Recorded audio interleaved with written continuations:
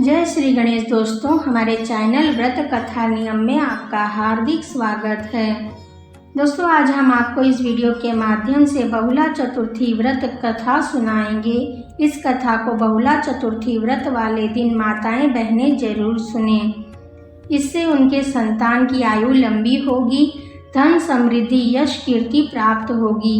व्रत करने वाली महिलाओं पर भगवान गणेश जी की कृपा हमेशा बनी रहेगी। दोस्तों, चलिए हम आपको बहुला चतुर्थी व्रत कथा सुनाते हैं।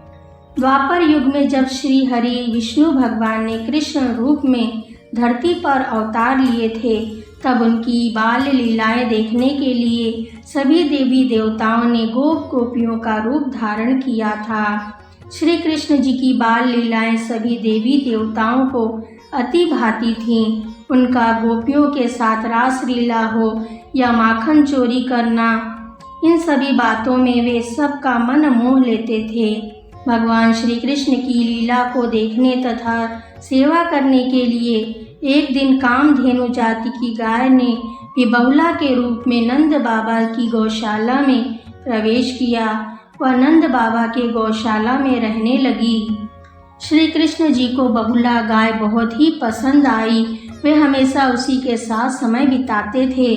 बहुला गाय के एक छोटा बछड़ा भी था। जब बहुला घास चरने जाती तब वह अपने बछड़े को बहुत याद करती थी। बहुला गाय भगवान श्री कृष्ण जी से भी बहुत प्रेम करती थी। वह भी भगवान श्री कृष्ण जी के आसपास ही हमेशा रहती थी। एक बार जब बहुला घास चरने के लिए जंगल गई, चरते चरते वह बहुत ही आगे निकल गई। यह देखकर भगवान श्री कृष्ण के मन में बहुला गाय की परीक्षा लेने का विचार आया।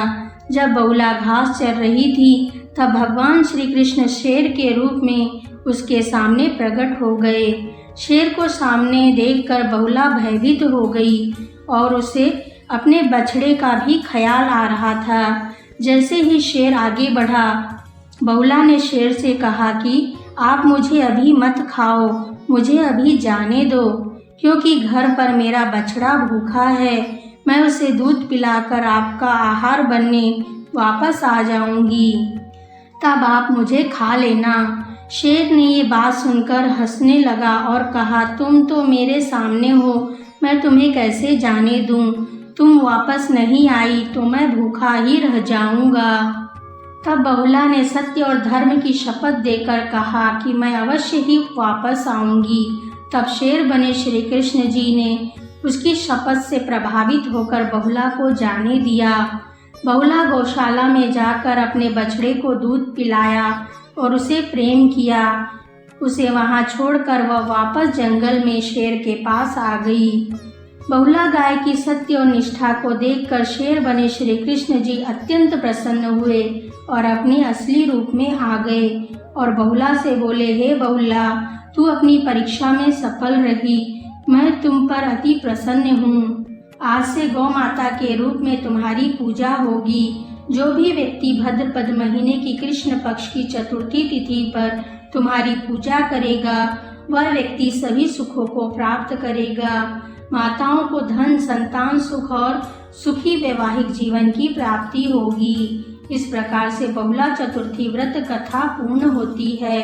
बोलिए भगवान श्री कृष्ण की जय, गौ माता की जय। वीडियो को अंत तक देखने के लिए आपका हार्दिक धन्यवाद।